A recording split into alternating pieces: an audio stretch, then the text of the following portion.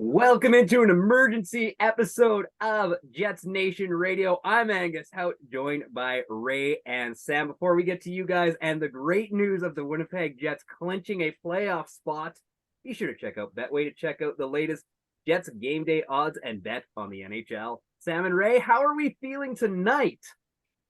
That was stressful. Yeah. Definitely a lot better that we won the game as well. Oh, 100%. Well, yeah, it would have sucked to, clinching is clinching, but it would have sucked to lose in overtime and have to come do this. Rather have the best game of the season and have to show up like this afterwards. Right? Like the fact that a lot of the guys were on their game, and although the Jets weren't firing a whole lot, I mean, Connor Hellebuck doing Connor Hellebuckian things because that guy was in the zone. Yeah, that save with the empty net too. I know he might not be number one in the Vezina, but like with saves like that, like on just like a normal occurrence, like he's just the most important goalie to any team. That's got to be a save of the year candidate. And he had multiple tonight, but that last one was absolutely unbelievable. I saw the NHL Twitter account just tweeted it out and said Connor Hellebuck said we're going to the playoffs. So just love to see it. And I think we're going deep into the playoffs. I mean, this team is ready for war. And they're going into it together, which I love to see. Yeah, I was a little bit worried after the Reeves hit there on DeMello that the guys weren't going to ring the bell, but you know, those back-to-back fights, watching both Larry and Dylan get after it. Dean Evison throwing out Reeves at the end there. Come on, man. Yeah. What a weenie move that was. And then going to Bowness dude, but Bowness giving the gesture of he's shorter than you, and like Bowness getting right after it. Man, you want to talk about Bones is ready to go. Oh, that dude would go out to center ice and go knock someone out if he had the opportunity to, and I would be putting big money on Bowness to win that fight. Oh, what a just hand. Yeah, it's like how he was in Dallas, just slamming the stick against the boards. Oh yeah, he's passionate. He also threw a punch at a player one time, eh? How long ago? I think. That was like when he was Jets 1.0. The original Jets, that was. He got wasn't it like a $500 fine or something? Yeah, I think absurdly low. Yeah, super low. It was super funny because it was like the last name, the name of his last name was Hunter, Devin Hunter or Dean Hunter, something like that. And he skated up to the bench, and Bowness just threw a right hook. Didn't even catch him though, but it was just hilarious. That's the guy you want to take your team into the playoffs, and the fact that the whole team is ready to go. I'm excited for this team. Like, whiteout parties are going to be phenomenal this year. I mean, the Jets had a hot start. They had their downswing, but you want to be heating up going into the playoffs. Like, you don't want to limp into the playoffs. So at least they've turned it around a bit, and it wasn't just like, they were up so much halfway through the season that they just happened to make the playoffs just because whatever, like other teams just can't catch them. The Jets earned this down the stretch, and you absolutely love to see it. Connor Hellebuck right now, knock on wood, is playing his best hockey. The guys are buzzing. The one player I wasn't super happy with their game was Kyle Connor. I thought there were a few times, especially like down the stretch, end of the third period, where he was kind of just floating around, and it's like, this is when we need you to dial. It was when it was 2-1 still. And it's like, this is when you need to turn it up, and you're just getting like guys stripping the puck from you behind. So yeah, wasn't he on the ice for the goal against as well? Like, it was him and Dubois, and like Dubois was going after. Oh no, it was because it was a penalty kill. Yeah. But Reeves took a big shot, and it was like Dubois was standing there trying to get Reeves out of there, but Kyle Connor just standing there. So yeah, I understand the worry with him. And Manaline is also kind of on that radar of he's going hard. That penalty was tough, especially to go down 5-on-3, but he is absolutely no finish despite being Finnish. Yeah, but he's at least going hard and he can penalty kill. Like, I haven't been super happy with his game this year, but I don't think he's like causing the Jets any issues. And I'm hoping that like defensive game can translate to the playoffs a little bit. Oh, it should. I think the Jets are more than prepared to take on probably Vegas at this point in the first round. Probably Vegas Yeah. or Edmonton. I think I'd rather it be Vegas, but Mark Stone's miraculously healthy, so Crazy. I hate this league and love this league so much. It's just such nonsense with them. We're like, whatever, we'll deal with it. It's the playoffs. We can break the rules. Yeah, that was, I mean, and then the fact, like, just going back to the game tonight a little bit, the fact that Ryan Reeves didn't get a penalty for the hit on DeMello, the clear boarding, like that was a dangerous hit. Thank God DeMello's okay. Hartman gets 2 for that super dangerous hit on Ehlers, and then Pionk gets 5 for a cross check. It was a hard, bad cross check, but how do you call do you call the one, give 2 for that one, and then the cross check gets a 5? Yeah, I think that was really like I think the refs really lost the game there. Like they just had no control over it. And I just feel like they didn't like if the Pionk is a 5 minute and the Hartman one is 2, like I feel like they're on the same level of kind of what like impact they had. So if you're gonna like I feel like they have to be called the same. So I feel like you either gotta call them both majors or you both gotta call them minors, and then both teams just kinda have to suck it up and kind of relate the two to each other, saying like, oh, this one's a 2, but oh, the Pionk one was only a 2, so like it kind of evens out at the end of the day. I'd go as far as saying, even if you give Reeves just a 2-minute boarding penalty, I would argue it's worth more. But even if you give him just a 2-minute penalty there, none of that stuff happens. I think the game, like, it's going to be a hard game, hard fought game. The Hartman hit doesn't happen. The Pionk cross check doesn't happen. And the 2 fights don't happen. And that's 100% on the refs for losing control of the game.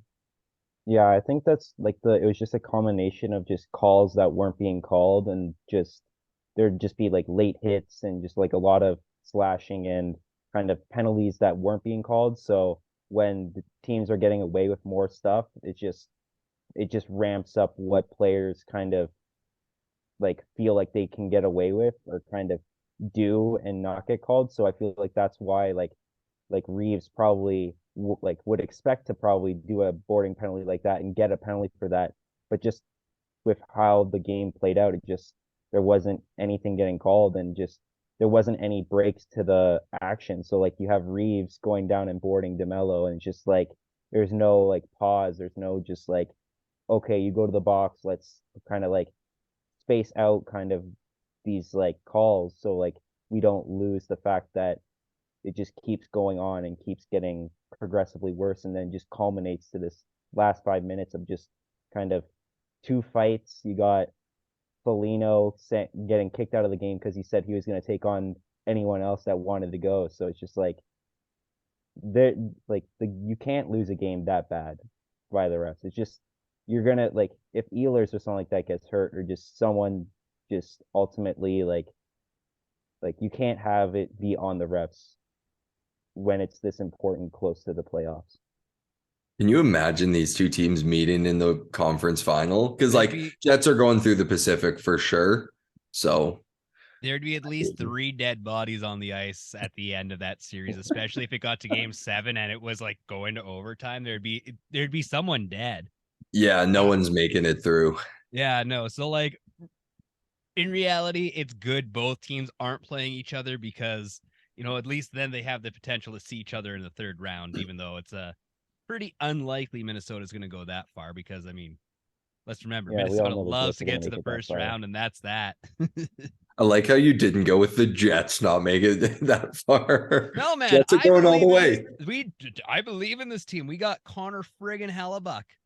And if everyone I else is I will showing up, say after today's game, it's like I was kind of like iffy on how much Hellebuck would be able to carry, but just in that game alone, like you see where a team is just kind of outplaying you, but if you give yourself just like a couple goals and just kind of like you just kind of always have a chance to win when Hellebuck's in net. Like you never get count out, and it's just like he goes on a run, like you can just ride him, and like basically the Jets will go as far as Hellebuck will take them. So it's all on Hellebuck on how far the Jets can really go. And it's also about just like minimizing mistakes around Hellebuck. So like don't give any blatant like 2-on-0s, anything like that. Don't take a bunch of penalties. Play 5-on-5 hockey. Let Hellebuck do his thing and take the chances when they're there. Yeah, score 3 goals, guaranteed to win, or you're pretty darn close to guaranteed to win. So yeah, and I mean, besides like early on this game, it kind of sucked because the Jets were like giving up bad passes. Neil Pionk was it like 3 of them pretty early on, and I was like, oh, this is gonna be that game for the Jets where they just decide to suck it. But oh, they got rolling, and yeah, 2 quick goals. That's all you need. I know it's way harder to get 2 quick goals than anything else, but you know, we can believe that the Jets are going to do that in the first round. I mean, Lowry's on fire. Did Lowry have an assist today? Did he get a Gordy?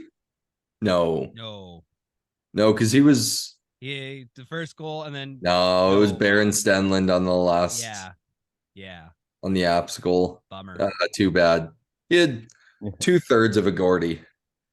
Close enough. I'll take it. Yeah. The man showed heart and grit, and I'm sure Gordie Howe is looking down and just smiling on the guy. Yeah. Hey, wait.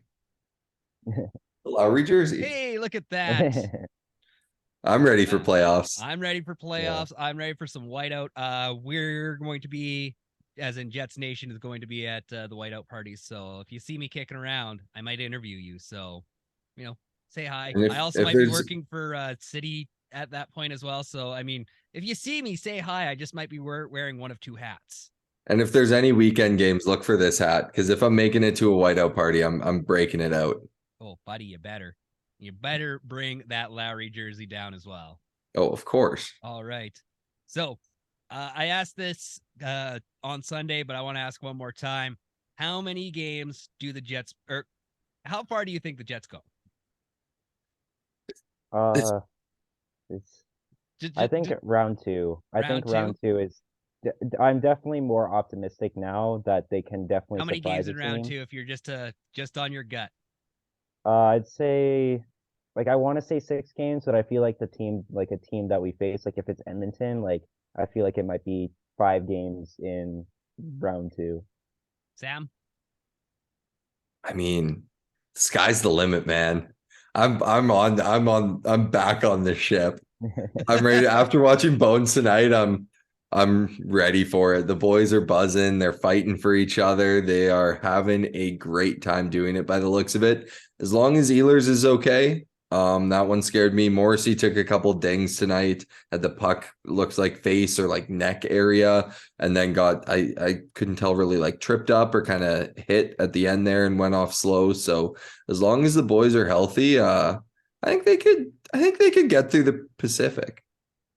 I like it. I love it. Boys, we're going to have a couple of these going through the playoffs, assuming that we're not getting 9 o'clock starts or 10 o'clock for you, Ray. You're a trooper staying up this late. Yeah. Go Jets, I do want to ask, though. Sorry? With the Jets clinching now, does that really affect how they approach the final game against Colorado? Like, do you think we might see a Riddick start rarely, or do you think like maybe Ehlers doesn't play and just kind of gets a maintenance day just to kind of recover there too? I'd be disappointed if we didn't see every healthy scratch get in.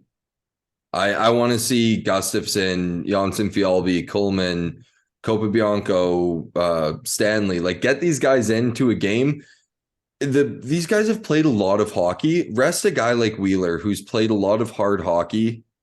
Rest a guy like Morrissey, who got dinged up a bit tonight. Ehlers, like, I know you want to go in with momentum, but you also want to go in as healthy as possible. And taking one game off isn't the end of the world. I think I'd be mad if they played Hellebuck for a 14th game in a row before a playoff run. So I'm hoping, I'm really glad they locked it up tonight, so they have that option if they need to on Thursday. Yeah, totally agree with that. And yeah, I really hope that it's just a lineup of, or like, yeah, almost ditch one of your top lines and put in a line of fringe guys. I'm sure they'd love it. They probably need to get the rust kicked off of them before they go into the playoffs, especially if any of them have to hop into it. So let's get into it. Absolutely. Colorado is that Friday? I think Thursday. it's Thursday, yeah. And then playoffs start Saturday or Sunday? I'm gonna say no, because there's still regular season games on Friday. I would think playoffs are starting probably 17th. Monday. Yeah, The 17th I is think what? it's Monday. Yes. 17th would be Monday, right? Yeah. Yeah. So There you go. give Connor Hellebuck the night off. Get Dave in there. Get Enjoy the the guys who weekend. haven't played in a few months in there as well. Just knock off the rust before playoffs. Yeah. And I mean, like, rest up this weekend there, boys, because we've got a long streak ahead of us. And I know the old bank account's gonna be mad because we're gonna be drinking our way through this playoff run. Ooh, boy. Okay. What's your guys' go-to drinks when you're out and about for a playoff game? Water, Angus. Got to Water. stay hydrated. Yeah, Bunch of lame ass nerds. that's probably the MVP. Because if you're not having water, you're not having as many drinks. So All right. Well, I'm gonna Phil Kessel my way through this and drink some Coke Zero. And I'll have some hot dogs in there. Don't worry. I've got a little Kessel in me, so. Oh, man, what a beauty. All right. That's all I got, man. I'm excited for the playoffs. Fantastic season. Ray, thanks for joining us halfway through. You're a great free agent signing that we got. You're our numbers guy. I love you. And Sam, thanks for sticking around. We got through one hell of a season, and We're not done yet. Here we got playoffs. Still got one more game to kind of one more game, not care. Yeah, exactly. I'm kind of in whatever mode at that point, but I hope Thursday's the boys are awake for it. Thursday's going to be a relaxing game tonight. I might not sleep tonight. I'm wound up. I've just been twisting this towel around this entire podcast. I'm buzzing after that game. That was stressful. Right? It was electric too. And like once you got that 3-1 down, you're feeling good about this team. But darn Marc-Andre Fleury's a good goaltender. Connor Hellebuck's better. Well, yeah. I mean, like, you might have a Marc-Andre Fleury who's 38 years old, but yeah, Connor Hellebuck's definitely better. I'm not saying that. 29-year-old Connor Hellebuck going into the playoffs hot. What else could you ask for? I know, a 30-year-old Mark Scheifele going into the playoffs hot, along with a third line that's red hot. And even the second line, like I'm loving that Ehlers-Nemestikov duo.